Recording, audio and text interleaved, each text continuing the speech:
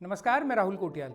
22 जनवरी 2024 यानी आज का दिन भारतीय इतिहास में विशेष स्थान बना चुका है। आजाद भारत की राजनीति को आकार देने में जिस राम मंदिर के मुद्दे ने बेहद अहम भूमिका निभाई है, उस मंदिर में आज प्राण प्रतिष्ठा हो चुकी है। देश भर में मची राम नाम की धूम के बीच अपने उत्तराखंड में कैसे राम नाम की लूट मची है, इस पर भी विस्तार से बात करेंगे अपने साप्ताहिक बुलेटिन में, जिसका नाम है एक्स्ट्रा कवर।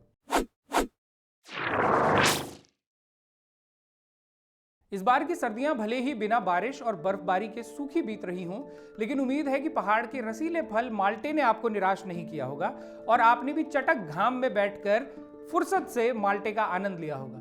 वही माल्टा जिसका सरकारी समर्थन मूल्य महज 9 रुपए प्रति किलो है, यानी 1 किलो माल्टे की कीमत 1 कप चाय से भी कम है। ऐसे में माल्टा उत्पादक किसानों के चेहरे बेनूर होना स्वाभाविक ही है। लेकिन इसके ठीक विपरीत माल्टा उगाने वाले उद्यान विभाग के जिम्मेदार नेताओं और अफसरों के चेहरे पर भरपूर चमक है। और चमक हो भी क्यों नहीं, ये महकमा उद्यान घोटाले को लेकर जो सुर्खियों में है। इस बहुचर्चित उद्यान घोटाले को लेकर आरोप है कि विभाग ने बीते 3-4 साल में बाजार दरों से कहीं अधिक कीमतों पर पौधों की खरीद की। इस दौरान ढेर सारे इवेंट आयोजित हुए और राजकोष को जमकर निचोड़ा गया। ट्रेंड के अनुसार अगर रामायण के ही प्रसंग में बात करें तो इस अशोक वाटिका कांड में भाजपा के एक विधायक का नाम भी सामने आ रहा है। लेकिन सरकार के दुर्भाग्य से इस प्रदेश में दीपक करगेती जैसे कुछ जुनूनी लोग भी हैं जो लव जिहाद और लैंड जिहाद जैसे कवर अप अभियानों के इतर भी कुछ बुनियादी सवाल खड़े करने से बाज नहीं आते। तो हुआ यूं कि विसल ब्लोअर दीपक करगेती की तमाम शिकायतों पर भी जब सरकार ने कान नहीं धरे तो वे इस घोटाले की सीबीआई जांच की मांग को लेकर हाईकोर्ट पहुंच गए। इस बीच मामला हाथ से निकलता देख सरकार ने हिमाचल से प्रतिनियुक्ति पर लाए गए उद्यान निदेशक एच.एस. बवेजा को निलंबित कर दिया। साथ ही मामले को तत्काल एसआईटी के हवाले भी कर दिया। लेकिन दीपक के तर्कों से सहमत होते हुए हाईकोर्ट ने एसआईटी जांच के बजाय मामले को सीबीआई के हवाले करना ही बेहतर समझा। लेकिन इसके बाद जो हुआ वो और भी गजब था। राज्य सरकार सीबीआई जांच रुकवाने के लिए आनन फानन में सुप्रीम कोर्ट पहुंच गई। गुजरे हफ्ते देश की सर्वोच्च अदालत ने भी इस प्रकरण में सरकार को झटका देते हुए सीबीआई जांच को बरकरार रखा है। अब सीबीआई जांच के जो भी नतीजे आए, सरकार की जांच रुकवाने की कोशिश उसकी नीयत पर सवाल खड़े तो करती ही है। जानकार बताते हैं कि उद्यान घोटाले के तार भाजपा की पिछली सरकार से लेकर मौजूदा सरकार के कार्यकाल तक फैले हुए हैं। इसमें प्रारंभिक जांच के बाद ही निदेशक एच.एस. बावेजा को निलंबित कर दिया गया है। लेकिन उनका रसूख देखिए कि उन्हें हिमाचल से प्रतिनियुक्ति पर लाकर उत्तराखंड में विभाग का मुखिया बना दिया गया, वो भी तब जब हिमाचल में रहते हुए ही उन पर न सिर्फ घोटालों के आरोप थे, बल्कि वहां उन्हें इन आरोपों में चार्जशीट तक किया जा चुका था।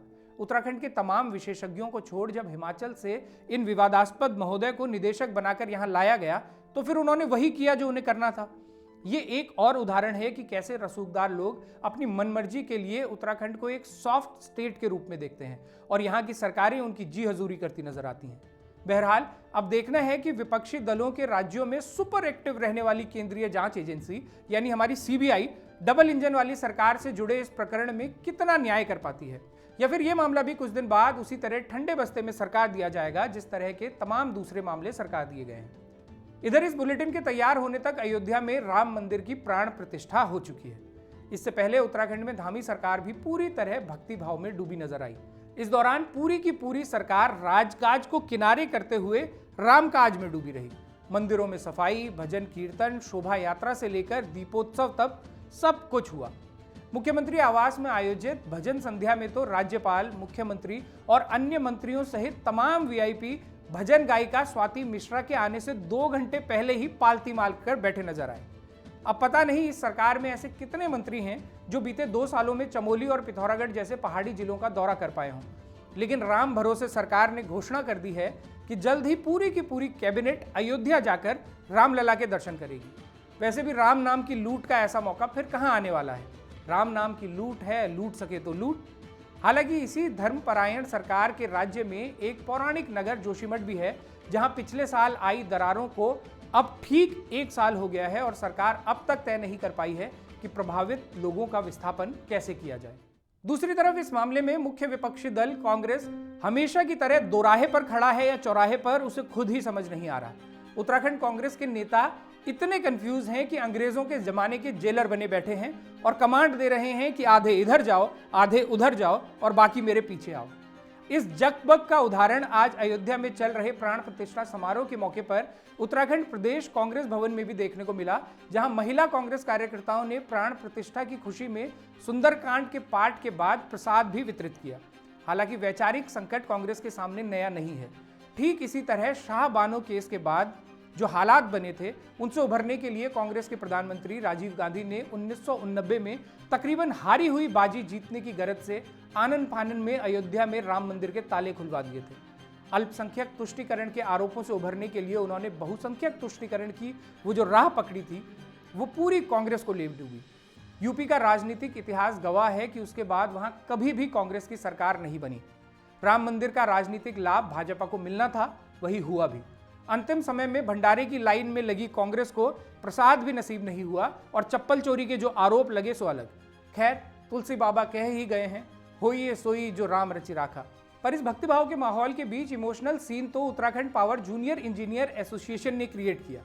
एसोसिएशन ने अपनी मांगों को लेकर पहले 22 जनवरी को ध्यानाकर्षण कार्यक्रम प्रस्तावित किया था।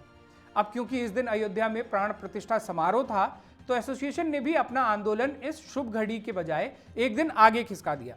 यानी कर्मचारी अब 22 जनवरी को सरकार द्वारा दी गई आधे दिन की छुट्टी का लाभ उठाकर प्राण प्रतिष्ठा समारोह की खुशियों में शामिल होने के अगले दिन आंदोलन करेंगे। वाह भाई वाह! अब इस त्याग को धर्म खाते में जोड़ा जाएगा या लोक सेवा के नाम दर्ज किया जाएगा, यह स्पष्ट नहीं है। खैर, फिलहाल तो राज्य में गली गली डगर डगर रामधुन बज रही है।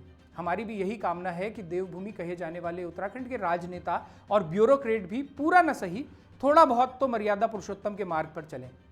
सच यही है कि ये 21वीं सदी है और हम लोकतांत्रिक व्यवस्था के गण हैं। प्रजा को जो कुछ भी मिलना है वो इसी व्यवस्था की बेहतरी से मिलेगा। तो एक बार पूरी शिद्दत और श्रद्धा से फिर से बोलिए, सियापति रामचंद्र की जय। बहरहाल, इस धरा पर रामराज आया हो या ना आया हो, लेकिन देहरादून में इन दिनों जंगल राज जैसे हालात जरूर नजर आ रहे हैं। यहाँ गत सप्ताह पौष इलाके कैनाल रोड पर गुलदार ने एक 12 साल के बच्चे को घायल कर दिया। इसके बाद से canal road, IT park, Sahastradhara road, DL road, Rispana बस्ती जैसे इलाकों में कई जगह गुलदार नजर आने से इन इलाकों में शाम को कर्फ्यू जैसे हालात हैं। वन विभाग की 1 दर्जन टीमें विशेषज्ञों के साथ आसपास के पूरे इलाके को छान मार चुकी हैं। इसके लिए 40 जगह कैमरा ट्रैप से लेकर कई पिंजरे लगाए गए हैं, लेकिन गुलदार है कि कहीं हाथ आने का नाम ही नहीं ले रहा। फिलहाल विभाग ने इतना कर दिया है कि लोगों को खुद ही सतर्क रहने के निर्देश जारी किए जा चुके हैं और साथ ही वन्य जीवों के हमले से होने वाली मौत का मुआवजा 4 लाख से बढ़ाकर 6 लाख रुपए कर दिया गया है।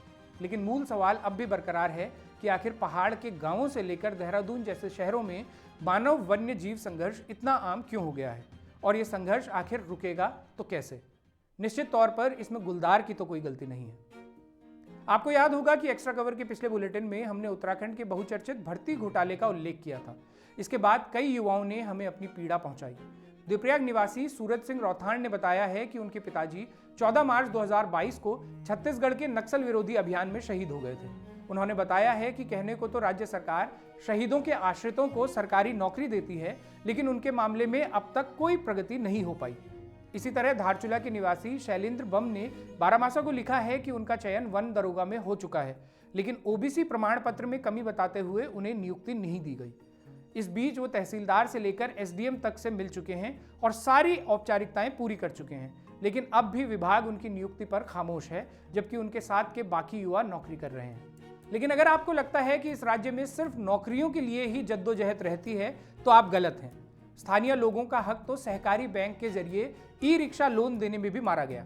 दैनिक हिंदुस्तान में देहरादून डेटलाइन से प्रकाशित समाचार के अनुसार उत्तराखंड के सहकारी बैंकों ने ई रिक्शा के नाम पर पिछले कुछ सालों में करीब 30 करोड़ का लोन बांटा है। इसमें लाभार्थी के लिए स्थानीय निवास प्रमाण पत्र जमा करने की शर्त थी, लेकिन बैंक अधिकारियों ने इसके बजाय सिर्फ वोटर कार्ड और आधार कार्ड को स्वीकार करते हुए दूसरे राज्यों के लोगों को लोन बांट दिया। अब ऐसे लाभार्थी सिरे से गायब हैं। बैंक अधिकारी वसूली के लिए यूपी, बिहार, झारखंड या बंगाल जाने की स्थिति में भी नहीं है, जिस कारण बैंकों के सामने एनपीए का संकट खड़ा हो गया है। यानी उत्तराखंड सहकारी बैंक के अधिकारियों ने 1950 वाले मूल निवास को तो छोड़िए, 15 साल वाले स्थायी निवास को भी इस मामले में रद्दी की टोकरी में डाल दिया। ये वही सहकारी बैंक हैं जो स्थानीय किसान को एक गाय खरीदने लायक कर्ज देने पर भी उसकी जमीन बंधक रखवा लेते हैं और वही सहकारी बैंक जिसमें 423 पदों के लिए हुई भर्तियों में तमाम धांधलियों की पुष्टि हो चुकी है। हाईकोर्ट के डायरेक्शन के बावजूद सरकार दोषियों पर एक्शन लेने के बजाय बीते 2 साल से इस मामले को करीने से ठंडे बस्ते में डालती नजर आ रही है। मजेदार बात है कि सहकारिता विभाग के मंत्री वही डॉक्टर धन सिंह रावत हैं जिनके समर्थक उन्हें पोस्ट मोदी एरा में बतौर प्रधानमंत्री योगी आदित्यनाथ के साथ अमित शाह वाली भूमिका निभाते हुए देखते हैं। तो कुल मिलाकर बात फिर वहीं आती है, चैतूराम, वैशाख सिंह, खष्टी दत्त या बसंत बल्लभ की इस राज्य में पड़ी ही किसे है। नेगी जी ने ऐसे ही हालात के लिए गाना गाया है कि टका छंत टक टका और टका नि छंत मार धका, इसलिए अपने चैतू, बैसाखू और अषाढ़ू ऐसे ही धक्के खाते रहते हैं। तो ये था इस हफ्ते का एक्स्ट्रा खबर। बुलेटिन पर अपनी प्रतिक्रिया देना मत भूलिएगा और अगर आपको ये कार्यक्रम पसंद आ रहा है तो इसे शेयर करने के साथ ही थैंक्स का बटन दबाकर या हमारा चैनल ज्वाइन करके आप बारामासा को सपोर्ट भी कर सकते हैं। अगर आपके पास भी कोई एक्स्ट्रा कवर से निकलती खबर हो तो हमें नीचे दी गई मेल आईडी पर जरूर लिख भेजिए। अगले हफ्ते कुछ और एक्स्ट्रा कवर को समेटते हुए हम हाजिर होंगे। तब तक के लिए सिमनिया, पैलाग, नमस्कार।